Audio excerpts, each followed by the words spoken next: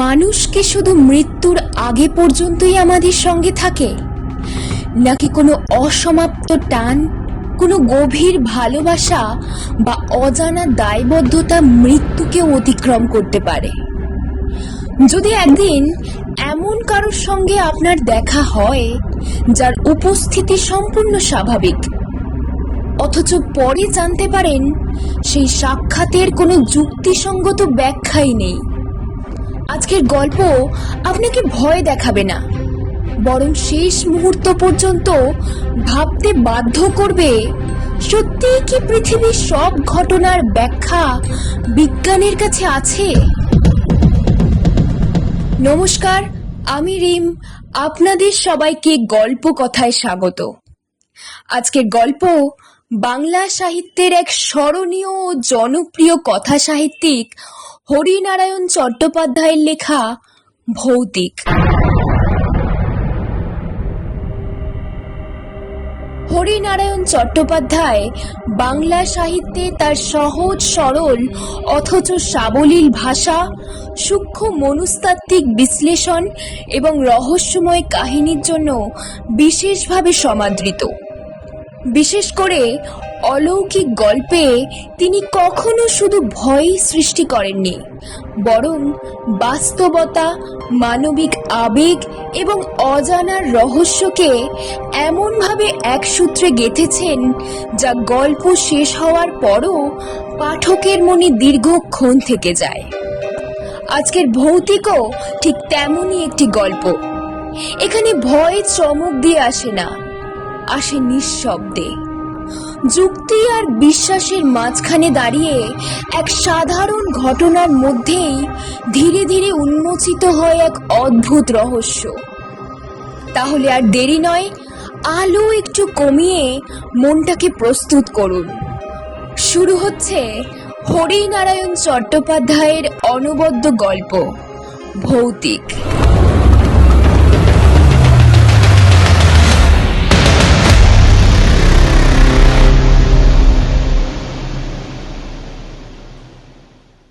ভূত আছে কি নেই এ তর্ক বহুদিনের। ভগবানের অস্তিত্ব নিয়েও এ তর্ক আদিম যুগ থেকে চলে আসছে। দুটো তর্কেরই আজও কোনো নিষ্পত্তি হয়নি। বিজ্ঞানের যুগে তোমরা হয়তো এসব মানতেই চাইবে না। অনুবীক্ষণ আর দূরবীক্ষণ যন্ত্র দিয়ে যা দেখা যায় না তার অস্তিত্ব নেই, এই তোমাদের মত। ভূতের কথা তোমাদের মতো আমিও বিশ্বাস করতাম না। অনেক জায়গায় ভূত দেখার আমন্ত্রণ পেয়েছি, পোড়ো বাড়িতে রাত কাটিয়েছি, ঘোর অমাবস্যায় শ্মশানে ঘোরাফেরা করেছি। কিছু চামচিকিয়া শেয়াল ছাড়া আর কিছুই নজরে পড়েনি। ভূত সম্বন্ধে আমিও ঘোরতর অবিশ্বাসী হয়ে উঠেছিলাম। এমন সময় ব্যাপারটা ঘটল। ঠিক আমাদের পাশের বাড়িতে থাকে সমর রায়। ছেলেটি দেখতে যেমন সুন্দর, লেখাপড়াতেও তেমনই উৎসাহী। বিয়ে পরীক্ষা দেবার আগে মাঝে মাঝে আমার কাছে পড়তে আসতো। সেই সময়ে তার বিদ্যা বুদ্ধি পরখ করার সুযোগ আমার হয়েছিল। তাছাড়া একেবারে পাশের বাড়িতে থাকতো, খুব ছোটবেলা থেকেই তাকে দেখেছি। ইদানিং অনেকদিন সমরের সঙ্গে দেখা হয়নি। শুনেছিলাম পরীক্ষার পর সে বাইরে কোথায় বেড়াতে গেছে। এক সন্ধ্যায় ঘরে বসে একটা বই পড়ছি। বাইরে ঝড়ের আভাস, জানলা দরজার পর্দাগুলো দমকা বাতাসে উড়ছে। দু এক ফোঁটা বৃষ্টিও যেন গায়ে এসে পড়ল। কিন্তু বইটা এত ভালো লাগছিল যে উঠে গিয়ে জানলাগুলো বন্ধ করতেও ইচ্ছা করছিল না। হঠাৎ সশব্দে দরজাটা খুলে গেল।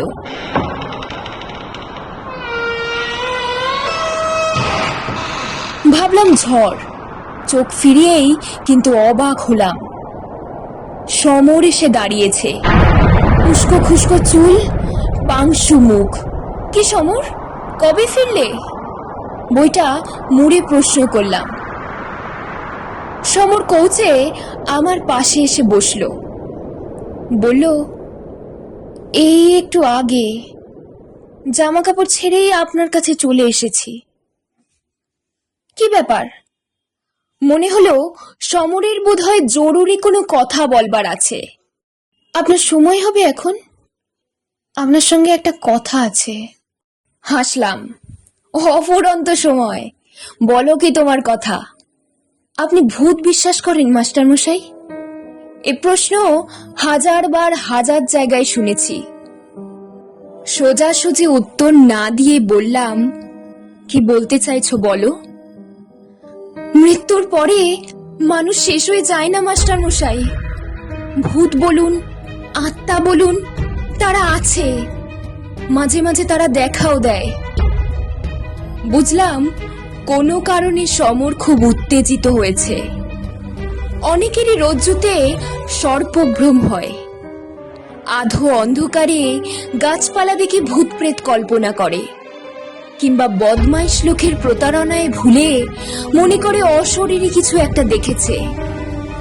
সমরের পিঠে হাত রেখে বললাম, মাথা ঠান্ডা করে কি হয়েছে বলো তো।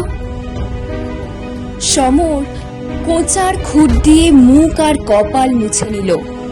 তারপর একটু দম নিয়ে বলতে আরম্ভ করলো, লখনৌতে আমার এক পিসি আছেন, আপনি জানেন বোধহয়। হ্যাঁ, তোমার কাছে শুনেছি। তিনি কোনো এক স্কুলের শিক্ষিকা, তাই না? সমর ঘাড় নাড়ল। পিসি বৈজনাথ শিক্ষা সদনে পড়ান। তিনি অনেকদিন ধরে তার কাছে আমাকে যেতে লিখেছেন, কিন্তু একটার পর একটা ঝঞ্ঝাটের জন্য যাওয়া আর হয়ে ওঠেনি। তাই পরীক্ষার পর ভাবলাম, এখন তো প্রচুর অবসর, এইবার ঘুরে আসি। মাসখানেক আগে দেরাদুন এক্সপ্রেসে রওনা হয়ে গেলাম। তোমার বাবার কাছে শুনেছি। আমি কোচের ওপর পা দুটো তুলে ভালো হয়ে বসলাম। আপনি শুনলে হাসবেন, এই জীবনে আমার প্রথম রেল যাত্রা, কাজেই উৎসাহের অন্ত ছিল না। প্রত্যেক স্টেশনে ট্রেন থামতেই আমিও নেমে প্ল্যাটফর্মে পায়চারি করতে আরম্ভ করি। গার্ডের হুইসেলের সঙ্গে সঙ্গে ছুটে এসে কামরায় উঠি। কিন্তু এক স্টেশনে বিপদ ঘটল। আমি সোজা হয়ে বসলাম। কি, ট্রেন ছেড়ে দিল তো? সমর আমার প্রশ্নের কোনো উত্তর না দিয়ে বলতে লাগলো, এক স্টেশনে নেমে এদিক ওদিক বেড়াচ্ছি, হঠাৎ দেখলাম একটি বছর ৮-৯ মেয়ে, বেশ ফুটফুটে চেহারা, কুকরানো চুল, পরনে নীলচে রঙের একটি ফ্রক, আমাকে হাত নেড়ে ডাকছে। প্রথমে ভাবলাম আমারই ভুল হয়েছে, মেয়েটি বোধহয় অন্য কাউকে ডাকছে। এদিক ওদিক চেয়ে দেখলাম, না, আর কেউ তো ধারে কাছে নেই। মেয়েটিকে বাঙালি বলেই মনে হলো। প্ল্যাটফর্মের উপর বেশিরভাগই অন্য জাতির জটলা। মেয়েটির সঙ্গে চোখাচোখি হতেই আমায় সে হাতছানি দিয়ে ডাকলো। ভাবলাম বিদেশে মেয়েটি নিশ্চয়ই কোনো বিপদে পড়েছে, আমাকে স্বজাতি দেখে সাহায্য চাইছে। মেয়েটির দিকে এগিয়ে গেলাম। মেয়েটি দাঁড়িয়েছিল। আমি এগোতেই সে চলতে শুরু করলো স্টেশনের বিশ্রাম কক্ষের দিকে। বুঝতে পারলাম সম্ভবত ওই বিশ্রাম কক্ষে তার কোনো আত্মীয় বা আত্মীয়া বিপদে পড়েছেন, কিংবা হঠাৎ অসুস্থ হয়েছেন। কিন্তু না, বিশ্রাম কক্ষের সামনে একটু দাঁড়িয়ে মেয়েটি ঘাড় ফিরিয়ে আমাকে দেখে আবার হাত নেড়ে ডেকেই আরো এগিয়ে গেল। এধারে একটা বকুল গাছ, অজস্র বকুল ঝরে পড়েছে পথের ওপর। পাশে স্টেশনের সীমানার রেলিং। মেয়েটি তার কাছে গিয়ে দাঁড়ালো। আমি জোরে জোরে হেঁটে মেয়েটির কাছে গিয়ে দাঁড়ালাম। আর ঠিক সেই সময় আমি আর উৎকণ্ঠা দমন করতে পারলাম না। জিজ্ঞাসা করলাম, কি হলো? হুইসেল দিয়ে ট্রেন ছেড়ে দিল। এদিকে চেয়ে দেখি মেয়েটিও উধাও, এক নিমেষে যেন মুছে গেল। আমি ট্রেনের দিকে ছুটলাম, কিন্তু ধরতে পারলাম না। দুরন্ত গতিতে ট্রেন যেন আমার চেষ্টাকে উপহাস করতে করতে বেরিয়ে গেল।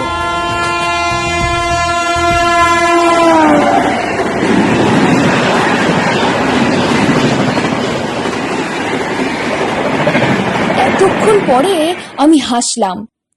এই তোমার ভৌতিক গল্প?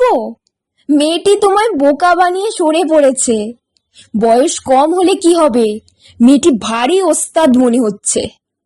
সমর আমার হাসিতে যোগ দিল না, গম্ভীর গলায় বলল, আমার কাহিনী এখনো শেষ হয়নি মাস্টার মশাই।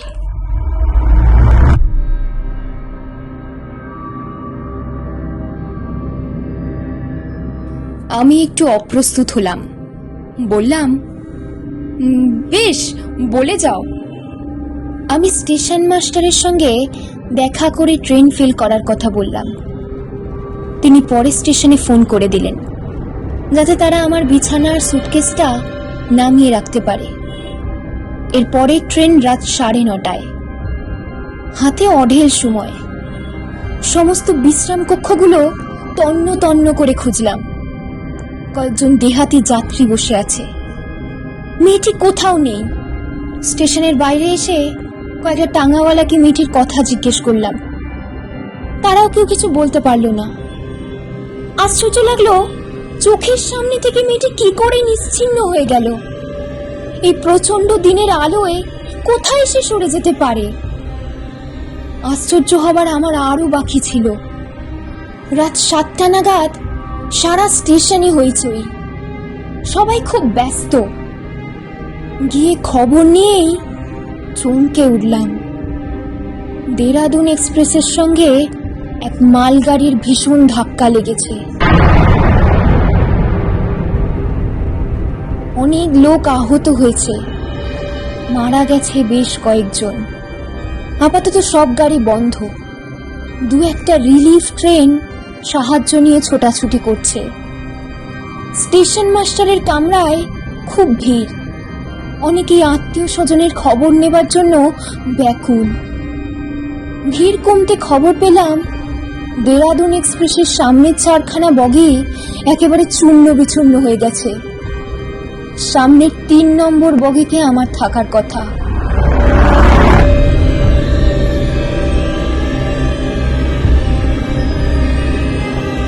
সেই মুহূর্তে নতুন করে আবার মেয়েটির কথা মনে এলো। মেয়েটি যদি হাতছানি দিয়ে আমাকে ডেকে না নিয়ে যেত, তাহলে আমার কি অবস্থা হতো ভেবেই শিউরে উঠলাম।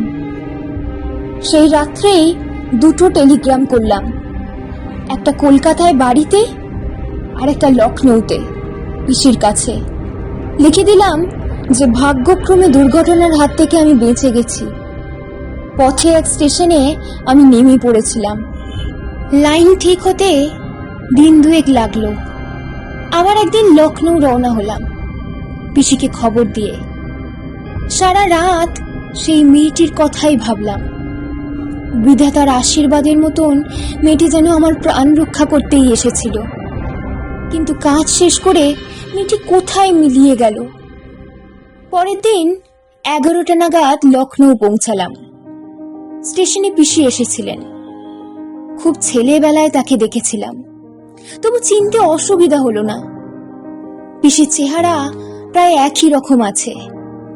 প্রণাম করতেই বুকে জড়িয়ে ধরলেন, বললেন, খবরের কাগজে ট্রেনের দুর্ঘটনার খবর পড়ে আমার যা অবস্থা হয়েছিল, কেবল মনে হচ্ছিল এর জন্য যেন আমিই দায়ী। আমি বারবার তোকে আসতে লিখেছিলাম। তারপর তোর টেলিগ্রামটা পেয়ে ধরে প্রাণ এলো। কি ব্যাপার বলতো? সব ব্যাপারটা বললে পিসি হয়তো বিশ্বাস করতেন না, বিশেষ করে তিনি যখন স্কুলে বিজ্ঞান পড়ান। কাজেই মেয়েটির ব্যাপারটা বেমালুম চেপে গিয়ে বললাম।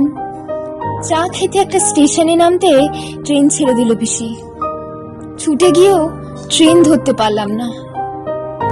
পিসি স্বস্তির নিঃশ্বাস ফেলে বললেন, ভগবান তোকে বাঁচিয়েছে। জন্ম জন্ম যেন তোর চা খাওয়ার নেশাটা থাকে। দুজনে টাঙায় উঠলাম।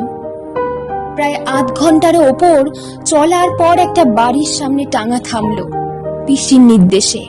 পিসি নেমে চিৎকার করলেন, সুন্দর, সুন্দর। একটি ছোকরা নেমে এলো, আমার সুটকেস আর বিছানা নিয়ে আবার উপরে উঠে গেল। পিসির পিছন পিছন আমিও উপরে উঠলাম।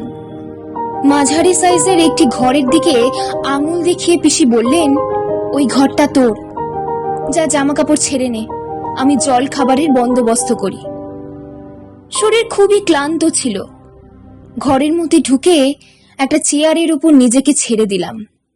এক কোণে একটি টেবিল, তার উপরে বাতিদান, একটা আলনা, ছোট একটা খাট, দেয়ালে গোটা 3 ছবি। সামনের ছবিটার দিকে চাইতেই সমস্ত শরীর বিদ্যুৎ স্পৃষ্টের মতন কেঁপে উঠল। উঠে দাঁড়িয়ে পড়লাম। মনে হলো ভয়ের কালো একটা ছায়া আমাকে আবৃত করার চেষ্টা করছে। তাড়াতাড়ি বাইরে এসে ডাকলাম, পিসি, পিসি।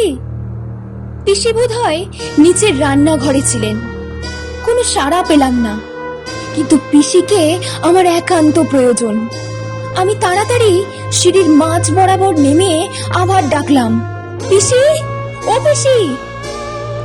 এতক্ষণে আমার ডাক পিসির কানে পৌঁছালো। হন্তদন্ত হয়ে পিসি সিঁড়ির কাছে এসে বললেন, কি রে, কি হয়েছে? একটু এই ঘরে এসো তো। আমি ছুটে ওপরের ঘরে এসে দাঁড়ালাম। হাঁপাতে হাঁপাতে পিসিও এলেন একটু পরে। কি হলো রে তোর? শরীর খারাপ হয়নি তো? এত ঘামছিস কেন? জামার আস্তিন দিয়ে কপালের ঘামের বিন্দু মুছে ফেলে বললাম, না, শরীর আমার ঠিকই আছে। কিন্তু এই ছবিটা কার? এই যে। হাত দিয়ে সামনের ফটোটা দেখালাম। পিসি বললেন, ওটা টুনুর ফটো, আমার মেয়ে টুনু। তোমার মেয়ে? হ্যাঁ, তাকে তুই দেখিসনি। তোর জন্মাবার বছর খানেক আগে টুনু মারা গেছে টাইফয়েডে। বোধহয় বছর 8 হয়েছিল বয়স। শেষ দিকে পিসির কণ্ঠস্বর একটু গাঢ় হয়ে গেল, কিন্তু ঠোঁটটা কামড়ে থেমে গেলাম। কিন্তু কি রে, কি বলবি বল? পিসি বললেন, তুমি কি বিশ্বাস করবে পিসি? বিশ্বাস করবার কথা নয়, কথাটা বল, তবে তো বুঝবো বিশ্বাস করার কথা কিনা। পিসি আমার ভাবভঙ্গি দেখে রীতিমতো বিস্মিত হলেন। টুনুদের সঙ্গে আমার দেখা হয়েছে পিসি। আমার কথা শেষ হবার আগেই পিসি ধপাস করে চেয়ারে বসে পড়লেন। ভাবলেন নির্ঘাত ছেলেটার মাথা খারাপ হয়েছে। একটু একটু করে সব বললাম। যখন শেষ করলাম, পিসির চোখ দিয়ে টস টস করে জল পড়ছে।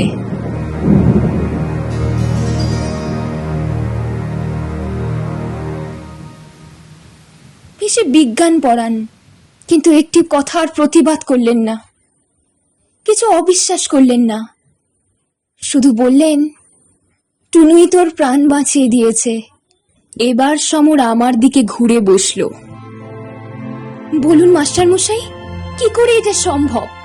মারা যাবার পরেও কি আত্মার স্নেহ, দয়া, মায়ার আকর্ষণ থাকে? নিজের আত্মীয়দের বাঁচাবার জন্য তারা কি মানুষের দেহ ধরে আবার ফিরে আসতে পারে মরলোকে?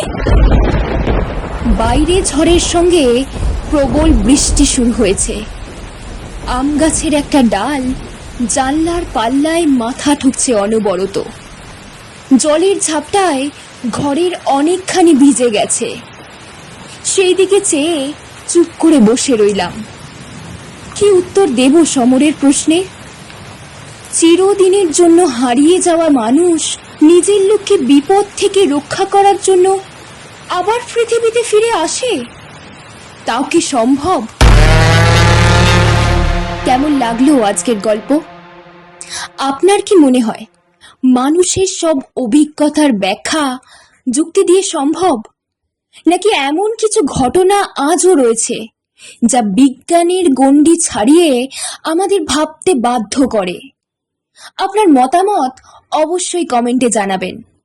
আজকের নিবেদন যদি ভালো লেগে থাকে তাহলে ভিডিওটিতে একটি লাইক করুন, প্রিয়জনদের সঙ্গে শেয়ার করুন এবং গল্পকথা চ্যানেলটি সাবস্ক্রাইব করে আমাদের সঙ্গে থাকুন। আমি রিম আজ এখানেই বিদায় নিচ্ছি।